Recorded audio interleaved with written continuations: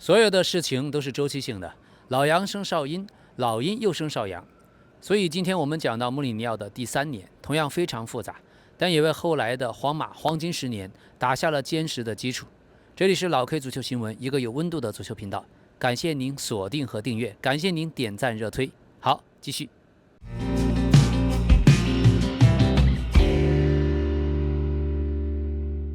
穆里尼奥的第3年，由于前2个赛季已经完成了主力框架的搭建，所以第3年的转会动作相对克制，主要是针对中场组织和突发的伤病进行了针对性的补强。夏天从托特纳姆热刺引进了伟大的莫德里奇，转会费3000万到3500万英镑左右。虽然加盟初期莫德里奇经历了一段时间的适应期，但随后逐步成长为皇马中场的核心指挥官。还有从切尔西租借加盟了埃辛，埃辛作为穆里尼奥过去的亲信，在中场可以担任多面手，填补了中场和边后卫的空缺，尤其是右后卫。冬窗的时候，从塞维利亚紧急引进了迭戈·洛佩斯。由于主力门将卡西利亚斯的手部骨折受伤，而且穆里尼奥对卡西利亚斯产生严重的信任危机，洛佩斯加盟以后直接占据了后半赛季主力门将的位置，并且在穆里尼奥的主持下，年轻球员进行了储备和补充，引进了卡塞米罗、法比尼奥，充实了 B 队。这2个小球员在赛季后期也完成了一线队的首秀。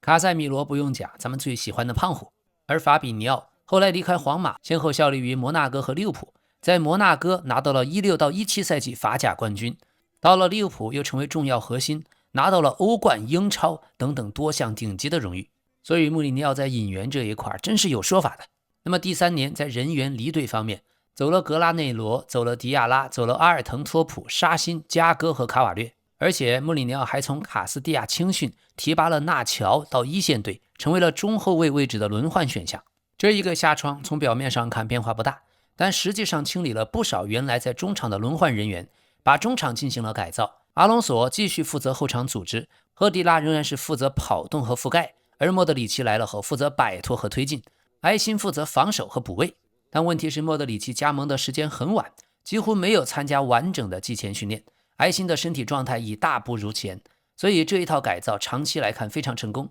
但在第3年，在穆里尼奥当时没有起到想象中那么大的帮助。而在穆里尼奥麾下，像莫拉塔、纳乔这些青训球员开始得到更多的机会，但也没有真正改变球队的主力结构。所以穆里尼奥只是试图在冠军阵容中加入更多的中场控制力和阵容上的多功能性。而更关键的，我们要提到第3个赛季穆里尼奥在战术上的转型，从中场升级以后丰富了进攻的层次。这时候随着西甲的对手普遍已经摸清皇马防守反击的套路，所以开始针对围堵阿隆索的出球点做文章。第3个赛季穆里尼奥主动升级，核心就是莫德里奇的加盟，球队开始向可控的反击加上阵地战的渗透进行演变。这里分为4点。第一，双后腰的组合灵活化，阵容仍然是4-2-3-1为根基，但由于阿隆索加上莫德里奇这样的技术型双后腰的搭配，逐步取代了过去阿隆索加赫迪拉的纯防守反击的配置。莫德里奇可以深度回撤接应出球，也可以自己带球向前摆脱推进，这就为中场增加了第2个持球的核心，破解了对手对阿隆索的单点限制。第2点，进攻手段多元化，减少了盲目的长传冲吊，而增加中路的短传配合和内部的穿插。本泽马更多回撤拿球串联，为 C 罗拉开禁区内的终结的空间。厄齐尔的角色呢，也从纯粹的最后一传的传球手偏移向中场的节拍器，负责衔接中前场的节奏和过渡。第3点，在强强对话的时候彻底放弃铁桶阵。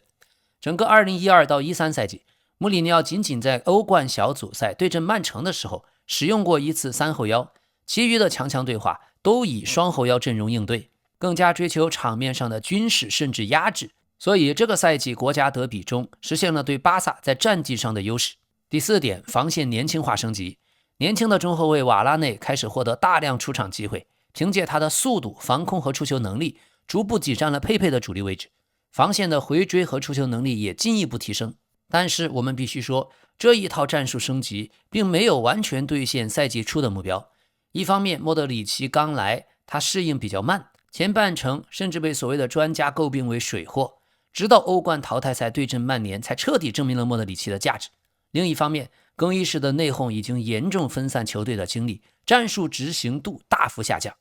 但是穆里尼奥打下的阿隆索加上莫德里奇这样双核心的中场框架，为后来的安切洛蒂时期的皇马夺得第10座欧冠奖杯奠定了关键战术上的基础。所以很大程度上，穆里尼奥前人摘树，后人可以乘凉。这也是为什么过去切尔西的阿布要将他请回去，二进宫又给切尔西打造了以阿扎尔为核心的一套战术班底。今天的老佛爷也一样，对穆里尼奥的念念不忘是基于他全方位打造框架的能力，而不仅仅是战绩。那么咱们具体讲，当时西甲中下游球队面对皇马的时候，普遍采取低位防守，切断反击空间，而穆里尼奥用莫德里奇就增强了中场的出球灵活性和破解密集防守的能力，减轻了阿隆索在组织上的压力。另外，门将方面启用迭戈·洛佩斯以后，由于洛佩斯的身材高大，在高空球的控制和高压下脚下出球方面更符合穆里尼奥对门将要参与后场起球的要求。所以从纸面上看，这一套升级是对症下药，恰如其分。但关键的问题来自于更衣室内部矛盾的升级。球队在高压逼抢和阵型保持的紧凑度方面完全不如前一年。特别欧冠半决赛对阵多特蒙德，皇马的中场在面对高强度高压逼抢的时候非常不适应，首回合客场1-4惨败。这说明这一套体系在应对顶级压迫的时候的脆弱性。另外，莫德里奇来了之后，赛季初他的位置也不固定，有时候踢厄齐尔身后的组织者，有时候和阿隆索组成双后腰，有时候又打4-3-3阵型，踢阿隆索身前的左中前卫。再加上初来乍到，自信心不足，也导致莫德里奇一开始很难建立稳定的节奏，最终成绩方面也是最复杂、最失去控制的一年。他还不是简单的踢得差，而是皇马第3年仍然能够连续的击败巴塞罗那，淘汰曼联，但在联赛却早早崩盘。穆里尼奥和卡西利亚斯、拉莫斯、佩佩以及 C 罗的关系陆续恶化，导致整个更衣室分裂。最终的皇马只拿到了赛季开始阶段的超级杯，西甲排名第2，国王杯决赛输给了马竞，欧冠连续第3年倒在半决赛。赛季结束的时候，穆里尼奥自己称这是职业生涯最糟糕的一个赛季。那么刚开局，穆里尼奥带着前一年的100分的西甲冠军续约到了2016年。新赛季第一个锦标就是和接替了瓜迪奥拉的比拉诺瓦执教的巴塞罗那争夺西班牙超级杯。首回合皇马在诺坎普客场2-3落败，第二回合回到伯纳乌，伊瓜因和 C 罗早早进球，皇马2-1取胜，两回合总比分4-4，凭借着客场进球夺冠。特别在主场的比赛中，皇马的前场逼抢非常凶，巴萨的后卫马斯切拉诺连续的失误，阿德里亚诺还因为阻止 C 罗形成单刀被红牌罚下。当时的感觉，皇马不仅已经不怕巴萨了，甚至可能正式接管西班牙足球。但没想到这座超级杯最后成为穆里尼奥第3年唯一的冠军。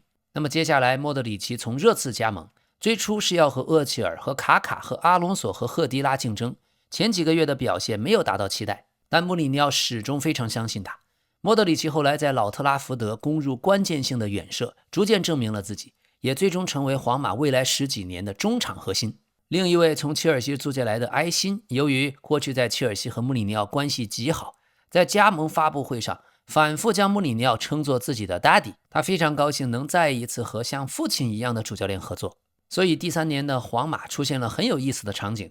一边是和穆里尼奥关系非常亲密的埃辛、卡瓦略等等旧部，另一边是像卡西利亚斯、拉莫斯这样的西班牙本土核心，两个群体之间的距离越来越明显。这已经不是简单的葡萄牙帮对西班牙帮，更衣室内部确实逐渐形成了不同的立场。2012年9月，皇马3-0大胜格拉纳达， C 罗打进2个球却没有庆祝。赛后他公开表示自己在俱乐部感到悲伤，而且俱乐部内部的人知道原因。随后媒体开始疯狂猜测，是不是对薪水不满呀？是不是认为俱乐部没有充分支持 C 罗呀？是不是在金球奖问题上不够尊重他呀？是不是想离开皇马呀？后来 C 罗否认单纯是因为钱的原因，但没有立即说清真正的原因。穆里尼奥的回应也很有特点，他说只要 C 罗能继续这样踢，即使悲伤也没有关系。这件事说明卫冕冠军的更衣室从赛季一开始就不平静。而更具戏剧性的是，到了赛季后半段，穆里尼奥和 C 罗本人也发生了争执，于是将相不和，皇马第3年开局就不断丢分，先后在联赛输给赫塔费、塞维利亚、皇家贝蒂斯等等。到了2012年12月，客场2-3输给马拉加，皇马已经落后巴萨达到16分，联赛才走到不到一半，想要卫冕几乎已经失败。穆里尼奥后来解释过，第2年的皇马已经将精神上、体能上和情绪上都推到了极限，第3年已经很难继续维持同样的饥饿感，并且在他后来的执教中反复出现类似的问题。前2年他总能通过制造我们对抗所有人这样的气氛，让球队高度团结，但时间一长，神经绷得太紧，就失去了弹性，外部战争很可能变成内部战争。而赛季初2012年9月，皇马主场对阵拉科鲁尼亚，中场休息的时候，穆里尼奥对厄齐尔的表现不满意，将他换下。拉莫斯显然非常不认同，于是拉莫斯下半场将厄齐尔的10号球衣穿在自己的4号球衣的里面。他的计划是，假如自己进球，就脱掉外面的球衣，露出厄齐尔的号码，将进球献给队友。拉莫斯最终没有进球，但电视镜头已经拍到了里面的10号球衣。这件事立刻引起波澜，被解读为他公开支持厄齐尔，反对穆里尼奥。拉莫斯后来解释道，自己只是想支持一名情绪低落的队友，并非故意挑战教练。但是从更衣室政治角度考虑，这件事非常微妙。穆里尼奥才刚刚处罚了一名球员，副队长却在场上用特殊的方式支持这名球员，媒体自然会认为教练的权威已经受到挑战。而最重大的事件是穆里尼奥将卡西利亚斯放上替补席。2012年12月22日，皇马客场挑战马拉加，首发名单一公布，整个西班牙足坛就震惊了。阿丹首发，卡西利亚斯替补。要知道他可不是普通的球员，他当时是皇马的队长，是西班牙国家队队长，是世界杯和欧洲杯冠军，是皇马青训的代表，而且长期以来被视为世界最佳门将之一。穆里尼奥坚持说这是一个纯粹的竞技决定，他认为当时阿丹的状态更好。皇马最终却2-3输掉了比赛，落后巴萨16分。换门将的决定立刻成为最大的争议。外界普遍认为，穆里尼奥和卡西利亚斯之间的问题已经不只是竞技状态。下一轮联赛对皇家社会，穆里尼奥继续让阿丹首发，结果开场仅6分钟，阿丹在禁区内放倒了卡洛斯·贝拉，被红牌罚下。于是刚刚被穆里尼奥连续放在替补席的卡西利亚斯不得不立刻替补登场。伯纳乌球迷对他报以巨大的欢呼。皇马在10人作战的情况下踢出一场极为疯狂的比赛，最终凭 C 罗的2颗进球4-3获胜。这个场面也极具戏剧性。穆里尼奥为了证明自己有权不用卡西利亚斯，为了证明自己正确，连续让阿丹首发，奈何阿丹不争气就像不中用的阿斗一样，烂泥扶不上墙所以比赛刚开始，阿丹被罚下，卡西利亚斯在全场欢呼中重新登场。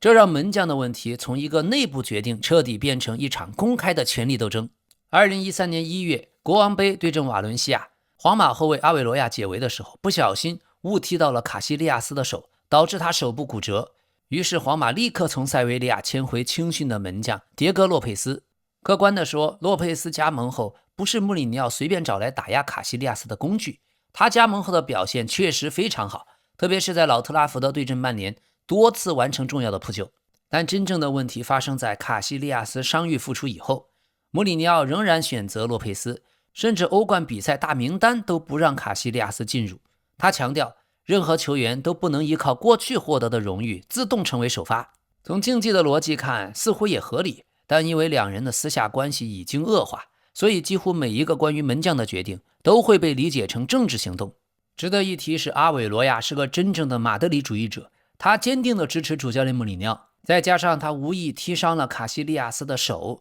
两人结下梁子，后来关系极差。阿韦罗亚后来还转载了批评卡西利亚斯的文章，不得不做出道歉。一直到了2014年的8月，赛前阿韦罗亚在球员通道依次和即将首发上场的球员们问候，逐个和队友致意，从卡瓦哈尔到贝尔，再到马塞洛和佩佩，但是却无视了1米之外的队长卡西利亚斯，冷冷地从他身边走过，没有任何表示。后来10多年的时间形同陌路，甚至多次公开交恶。卡西利亚斯2014年在社交平台点赞了一个动态，那是一个球迷抨击迭戈·洛佩斯，并且嘲讽阿韦罗亚是个圆锥体，这是讽刺他的防守像训练场上的桩子。随后阿韦罗亚反击，在推特上转发了一本挺穆里尼奥的书的链接，那本书将卡西利亚斯形容为皇马的肿瘤。一直到今年阿韦罗亚作为主教练执教皇马，卡西利亚斯还君子报仇10年不晚，在社交媒体和公开评论经常毫不留情地抨击阿韦罗亚的执教手段。说阿韦罗亚在更衣室选择性的立威，还嘲讽他：“你不要落井下石。”所以卡西利亚斯虽然是皇马历史上最伟大的门将之一，但从这时候开始，和皇马上下的关系已经变得非常微妙、非常复杂。回到穆里尼奥的第3年，在一次欧冠发布会上，有记者质疑为什么卡西利亚斯仍然无法上场呢？穆里尼奥没有直接正常的回答，而是从口袋里掏出了一张提前准备好的纸条，读出了这名记者过去发表过的观点，试图证明这个记者永远都不客观。穆里尼奥随后强调，没有法律规定某一位球员必须首发，也不能因为过去赢得什么就自动上场。但尽管球队内部矛盾重重，但2013年2月底到3月初这段时间，皇马却踢出了穆里尼奥第3年最强的一段表现。首先，国家德比国王杯半决赛又碰上了巴萨，首回合双方在伯纳乌1-1战平，次回合到了诺坎普，皇马依靠极其高效的反击3-1获胜。C 罗梅开二度，瓦拉内再进一球，总比分4-2晋级决赛。这也是穆里尼奥的皇马面对巴塞罗那踢得最从容的一场，没有陷入毫无意义的冲突，防守的结构非常完整。如日中天的 C 罗冲击皮克和普约尔身后的空间，而瓦拉内在防守和进攻两方面的表现都非常突出，并且4天后再次在联赛遇到了巴塞罗那。由于联赛冠军基本已经失去悬念，所以穆里尼奥在这场国家德比轮换了部分的主力球员，但即便如此，仍然凭借本泽马和拉莫斯的进球2-1取胜。这是皇马不到1周内第2次击败了巴塞罗那。到这个时候，穆里尼奥已经完成了自己当初来到皇马最重要的任务之一，就是让皇马不再害怕巴萨。想想第1年0-5惨败的时候，双方根本就不在同一水平，但第3年皇马甚至可以用轮换的替补阵容击败巴萨。紧接着在欧冠16强遇到了曼联，首回合皇马和曼联在伯纳乌1-1战平，次回合曼联凭借拉莫斯的乌龙球取得领先，皇马一度非常危险。随后纳尼因为抬脚过高踢到了阿韦罗亚，被直接红牌罚下。这时候穆里尼奥立刻换上莫德里奇，正是莫德里奇在禁区外远射破门，随后 C 罗又攻破了老东家的球门，2-1皇马获胜，总比分3-2晋级。C 罗进球后面对老东家曼联没有庆祝，可非常有意思的是，获胜后的穆里尼奥没有像往常一样宣称皇马配得上胜利，他反而公开表示今天最好的球队输了。他承认曼联在纳尼被罚下之前表现更好，而且这张红牌改变了比赛。所以在短短的8天，皇马完成了3场比赛，先是客场3-1击败巴萨，然后联赛主场2-1以替补阵容再次击败巴萨，随后客场2-1欧冠淘汰了曼联。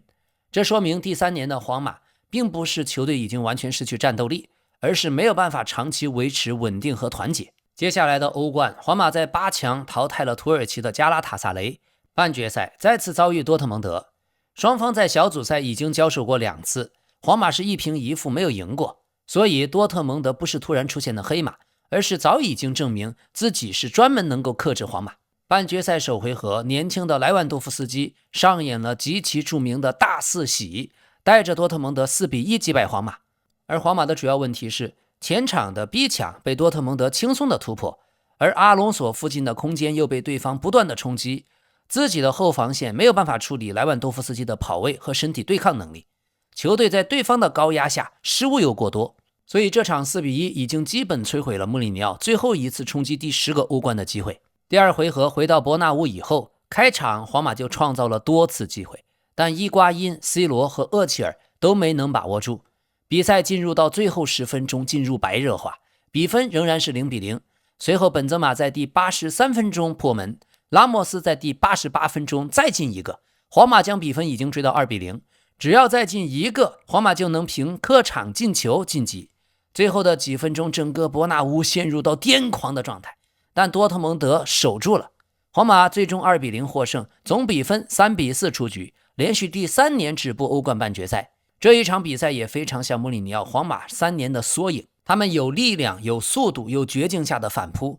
但总是在距离欧冠决赛只差1步的时候停下来。第1年输给了巴萨，第2年点球输给了拜仁，第3年就差1个进球输给多特蒙德。而更要命的是，欧冠出局以后，穆里尼奥和卡西利亚斯的矛盾进一步公开化。穆里尼奥表示自己后悔没能更早签下迭戈·洛佩斯，并且暗示有些球员认为自己高于其他人。随后，平时被认为是穆里尼奥最重要支持者之一的佩佩竟然公开的批评教练。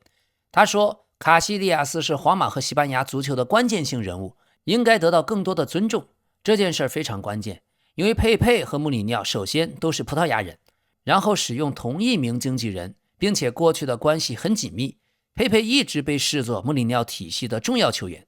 连佩佩都站出来公开反对他，说明矛盾已经不再是简简单单的西班牙球员不支持来自葡萄牙的教练。随后，在一场伯纳乌的主场比赛，球迷在介绍卡西利亚斯名字的时候大声欢呼，在介绍穆里尼奥的时候则出现了明显的嘘声。这说明穆里尼奥和一大部分皇马球迷的关系也正式破裂。而这时候，穆里尼奥过去和 C 罗长期的关系总体上不错，两个人同是葡萄牙人，也有同一名经纪人。但第3年后半段，两个人同样发生了冲突。在国王杯对瓦伦西亚的一场比赛之后，穆里尼奥批评 C 罗丢球权以后没有积极回访。C 罗认为自己已经为球队贡献巨大，不接受这种公开或者激烈的指责。两人在更衣室内发生了非常激烈的争论。后来穆里尼奥离开皇马之后表示，自己同 C 罗的主要问题在于 C 罗有时候认为自己已经什么都懂，教练员无法再帮助他提高。而这件事也说明穆里尼奥第3年的管理方式已经碰到了极限。在早期，球员们可能将他强硬的批评理解为激励，但是当球队的核心已经拿到冠军，打出了历史级别数据以后，同样的批评方式很容易被理解为不尊重。2013年国王杯决赛，这最后一战非常特别，因为决赛就在皇马自己的伯纳乌球场进行，对手又是同城死敌马德里竞技。比赛中 C 罗先帮助皇马取得领先，但迭戈科斯塔扳平了比分。皇马多次击中门框，对方马竞的门将年轻的库尔图瓦超神一样，又完成了多次关键性扑救。比赛进入加时，米兰达头球破门，马竞2-1反超。随后的场面彻底失去控制，穆里尼奥因为抗议主裁判的判罚被罚出场，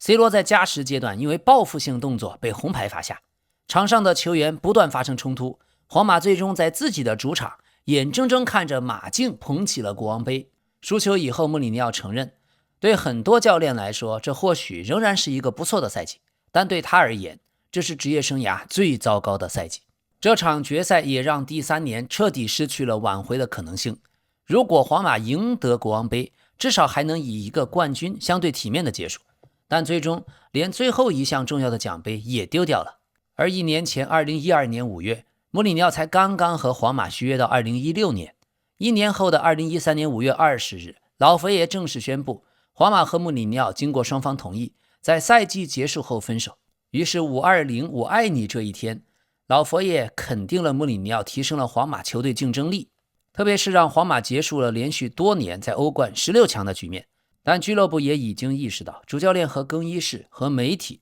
和部分球迷的关系难以修复。穆里尼奥随后返回切尔西，又建立起以阿扎尔为首切尔西27的王朝。而他在皇马的3年，最终获得了1次西甲冠军、1次国王杯冠军、1次西班牙超级杯冠军，连续3年进入到欧冠4强，但始终没能率领皇马夺取最重要的第10座欧冠。在欧冠出局以后，当时穆里尼奥的排兵布阵已经越来越容易被外界解读为战队。卡西利亚斯不出场，究竟是因为迭戈洛佩斯的状态更好呢，还是穆里尼奥在惩罚队长呢？佩佩被放到替补席，究竟是因为瓦拉内的巨大进步呢，还是因为佩佩公开支持过卡西利亚斯呢？拉莫斯和穆里尼奥的矛盾究竟是普通的战术分歧，还是更衣室的权力斗争呢？到了这个阶段，外界讨论的已经不再是4231或者433，而是谁支持穆里尼奥，谁反对穆里尼奥。这意味着过去主教练对球队的控制方式开始反过来破坏在战术上的执行。特别是国王杯决赛，皇马在主场1-2加时输给马竞。比赛中皇马从433调整回厄齐尔踢10号位的4231，但仍然无法解决进攻效率和攻守转换的问题。第3年整整1年，皇马球迷的心态也经历了巨大的起伏。第3年刚开始，大部分的球迷都仍然非常信任穆里尼奥，原因很简单，他刚刚带队以100分击败了瓜迪奥拉的巴萨，改变了皇马连续被巴萨压制的局面。老佛爷当时公开称，穆里尼奥就是世界上最好的教练。可球迷最期待的目标已经不只是卫冕西甲，而是要拿到等待多年的第10座欧冠。当赛季初击败巴萨夺得西班牙超级杯的时候，许多人认为第2年的成功会自然的延续。当时球迷的心态是，巴塞罗那已经被穆里尼奥打下来了，现在该轮到欧冠了。可9月到11月，在联赛连续丢分以后，球迷们开始怀疑球队是不是出现了自满，出现了疲劳。C 罗又公开表示说不开心，穆里尼奥则批评球员们缺乏投入。所以外界第一次明显感觉到这支冠军队阵容内部并不平静。而那段时间对曼城最后时刻的逆转，一度重新激活了球迷对穆里尼奥的信任。穆里尼奥在场边的华贵庆祝，也再次呈现出那个充满了攻击性，能够率领球队绝境反击的形象。但到11月底，伯纳乌开始出现针对穆里尼奥的嘘声，卡西利亚斯还曾经公开为他辩护，但媒体掀起的反穆里尼奥的批评已经开始进入到球场的球迷层面。从12月份到1月份，卡西利亚斯事件让球迷彻底分裂。支持穆里尼奥的人认为皇马不存在不能被替换的球员，卡西利亚斯状态下降，而且确实可能是内鬼，可能向媒体泄露了更衣室信息，教练有权管理球队。但反对者认为穆里尼奥不是单纯根据状态选人，而是要通过打压队长证明自己的权力高于俱乐部传统。这时候穆里尼奥最坚定的支持者仍然公开支持他，但越来越多普通的球迷认为他和媒体和裁判和巴萨和球员和俱乐部许多人物都不断发生冲突，最终会把皇马内部也变成战场。进入到2月到3月，皇马在国王杯淘汰了巴萨，又在欧冠淘汰了曼联，穆里尼奥的声望出现了一次明显的反弹，特别是国家德比连续的对巴塞罗那取得好结果，之前嘘他的部分球迷又开始为他欢呼。那个几个月前还被伯纳乌嘘的主教练，再次以大场面赢家的身份受到赞扬。此时不少球迷的想法是，联赛冠军已经没了，但只要拿到欧冠，一切都可以原谅。所以第3年真正决定穆里尼奥命运的不是西甲，而是欧冠。4月到5月，客场先1-4输给多特蒙德，球迷仍然期待伯纳乌奇迹，但许多人已经意识到这支球队内部的问题太多。而次回合2-0获胜，只差1个球完成翻盘。伯纳乌现场也重新出现过短暂的团结，但在出局以后，穆里尼奥公开表示自己下个赛季很可能不在这里，还说希望去一个人们爱他的地方。这对部分皇马球迷而言，这样的表达意味着他已经开始把自己和皇马俱乐部分开。5月对阵马拉加的比赛前，穆里尼奥在伯纳乌公开被嘘。到了最后一个主场，球场上既有支持他的掌声，也有反对他的嘘声，而且上座率和整体氛围很差，不像一个正常的告别仪式。最终输掉了国王杯决赛，尤其还是在伯纳乌输给多年无法击败皇马的马竞，这基本耗尽了中间派球迷最后的耐心。于是3年的时间，皇马内部的问题从我们该怎样一起击败巴塞罗那呢，变成你支持穆里尼奥还是支持卡西利亚斯，你是穆里尼奥主义者还是传统的皇马主义者。所以这就是第3年真正失控的地方。卡西利亚斯和拉莫斯他们和穆里尼奥的关系使得球员和球迷被分成了不同阵营，但是穆里尼奥第3年的阵容补强从长期看并不失败。莫德里奇后来成为皇马历史级别的中场，门将迭戈·洛佩斯的表现也确实配得上首发，但混乱已经像雪球一样的滚大，大量的球迷在主场比赛对穆里尼奥报以嘘声，极端的球迷在训练基地外甚至围堵他的车辆进行辱骂和人身攻击。赛季末阿斯报的民调显示，接近60%的皇马球迷认为穆里尼奥的执教是失败的，但同时仍然有南看台一些核心的死忠群体在穆里尼奥的告别战打出了感谢的标语，认可他终结了巴塞罗那的王朝，重塑了球队铁血精神。最终穆里尼奥在赛季结束前提前离任，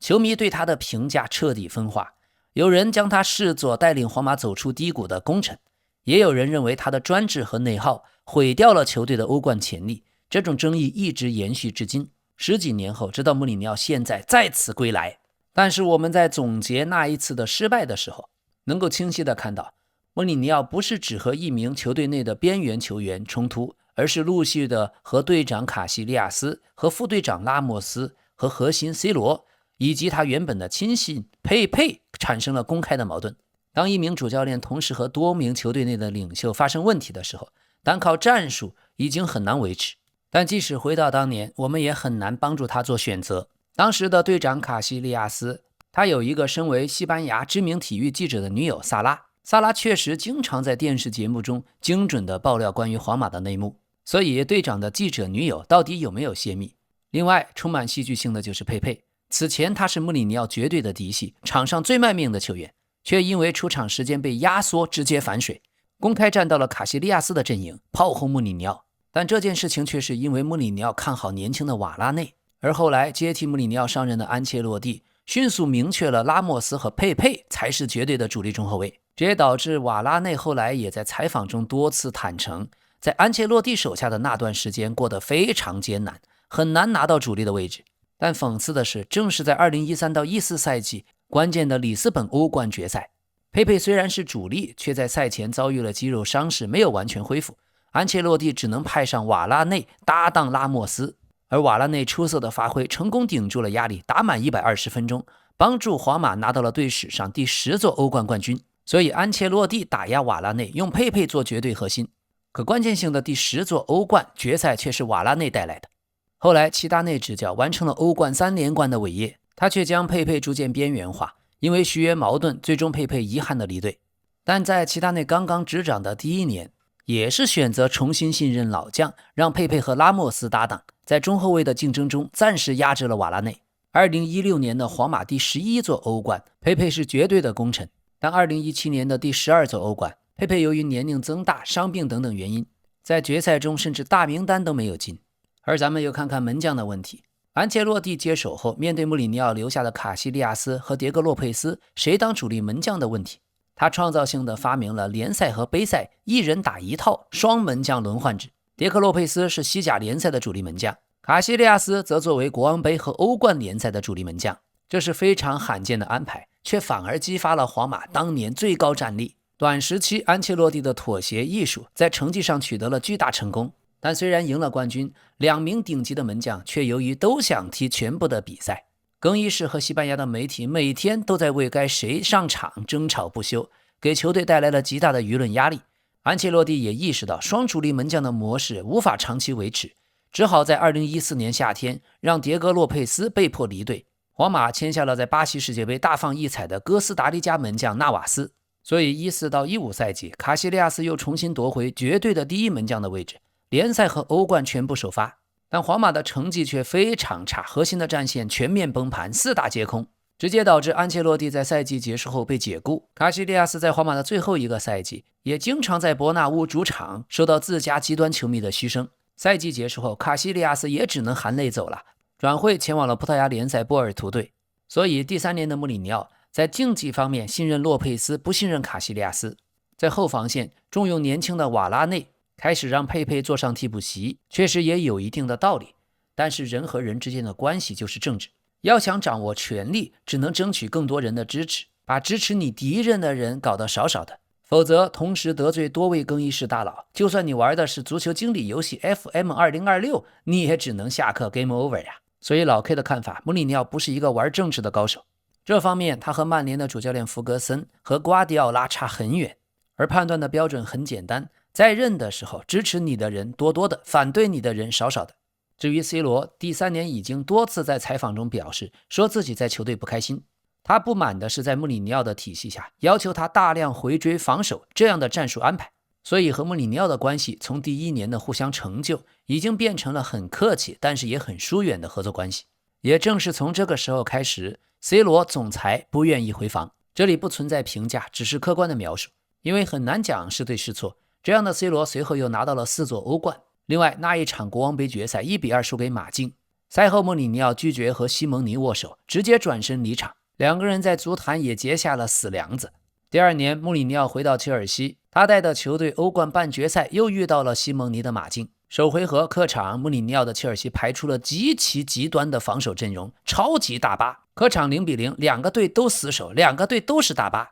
但次回合在切尔西的主场，穆里尼奥本以为稳操胜券，结果西蒙尼的马竞打出了完美的防守反击，3比1逆转淘汰了切尔西。特别当时马竞的主力门将库尔图瓦还是切尔西租借给马竞的。输球以后，穆里尼奥说了一段非常内卷但又充满尊重的名言，他说马竞是一支伟大的球队，他们防守的很好，反击极其犀利，他们非常懂得利用对手的失误，这是一支完全复制了他们教练性格的球队，我非常尊重他们。您听这话说的，这是在夸西蒙尼吗？分明是在夸自己呀！因为西蒙尼踢的正是穆里尼奥最擅长的足球方式。那一次输球以后，穆里尼奥对西蒙尼的那支球队，特别是后防和锋线，馋得直流口水。14年夏天，切尔西直接启动了砸钱模式，将马竞的核心阵容连根拔起，强行召回了门将库尔图瓦，砸下违约金买走了神锋迭戈科斯塔，还砸钱买走了左后卫菲利佩路易斯。可菲利佩到了切尔西打不上主力，1年后又被西蒙尼买了回去。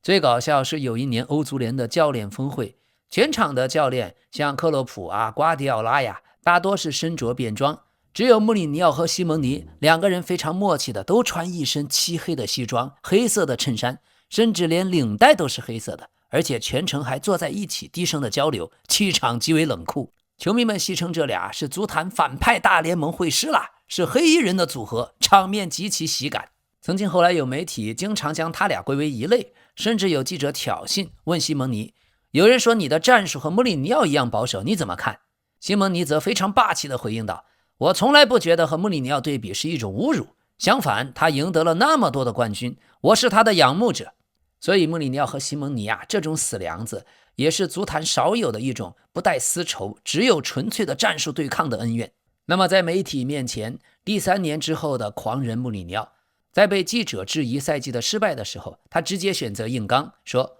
我来之前很多教练在皇马待很多年，一个冠军都拿不到，我3年拿了3个冠军，这就是成功。而在面对全场嘘声和媒体围攻关于卡西利亚斯的问题的时候，他总是态度强硬，他说我是主教练，谁上场我说了算，球迷有不满的权利，但我只对成绩负责。而在欧冠出局以后，他说皇马已经不是当年的欧冠16郎了，我们只是还需要越过半决赛这道坎。后来的安切洛蒂带队拿下欧冠第10冠之后，不少球迷也认可了穆里尼奥打下的战术和精神上的基础。当最后一场联赛结束的时候，穆里尼奥和大部分球员握手致意，唯独和卡西只是象征性碰了下手，全程零交流。告别的发布会上，狂人也没有吐槽皇马，反而留下了一句很有格局的话，他说我留下了一支更成熟更有韧性的球队，皇马未来会拿到欧冠冠军的。而在他离开的时候，带走了自己办公室墙上那张国米淘汰巴萨的激励的照片，而是留下了100分夺冠皇马全队的合影。2013年夏天，穆里尼奥离开皇马，皇马也正式告别了充满硝烟和内耗的狂人时代，紧接着迎来俱乐部历史上又一个群星闪耀、荣誉拿到手软的黄金10年。先是安切洛蒂用太极推手实现了第10冠，以自己的性格温和、擅长处理人际关系，化解了种种矛盾。他的儒雅迅速安抚了卡西利亚斯、拉莫斯、C 罗，更衣室瞬间又充满了欢声笑语。2014年欧冠决赛9248奇迹，比赛直到第92分钟，皇马依然0-1落后同城死敌马竞，但第92分48秒，拉莫斯挺身而出，接到莫德里奇的角球头球，读秒绝平。加时赛皇马士气大振，连入3球，最终4-1逆转夺冠。特别是2013年夏天，皇马砸下了当时创世界纪录的1亿欧元身价，从热刺签下了威尔士巨星加雷斯贝尔。但必须指出，在穆里尼奥还在皇马的时候，就曾经尝试引进贝尔，却没能成功。等到他离开，老佛爷根据了穆里尼奥的直觉和知识，在穆里尼奥离开以后，将贝尔终于带到了皇马。所以穆里尼奥看人是真准啊！后来的故事我们都很熟悉，皇马在穆里尼奥离开后的5年里，完美的践行了什么是在混乱中沉淀，什么是在稳定中爆发。穆里尼奥虽然没能亲自带皇马拿到欧冠，但他打造的那批铁血的班底 C 罗、拉莫斯、佩佩、莫德里奇、本泽马等等，最终在安切洛蒂和齐达内的调教下，成为了21世纪最伟大的足球王朝。所以穆里尼奥第一次执教的那3年，也是西甲历史上最疯狂、最抓马也最星光闪耀的3年。接下来的新赛季，穆里尼奥2期的皇马会发生什么呢？他会怎么调教姆巴佩？未来几年皇马的战术框架又是怎样的呢？感谢大家的支持，感谢您持续锁定老 K 足球新闻，一个有温度的足球频道。欢迎您订阅，欢迎您热推，欢迎您点赞，咱们明天再见。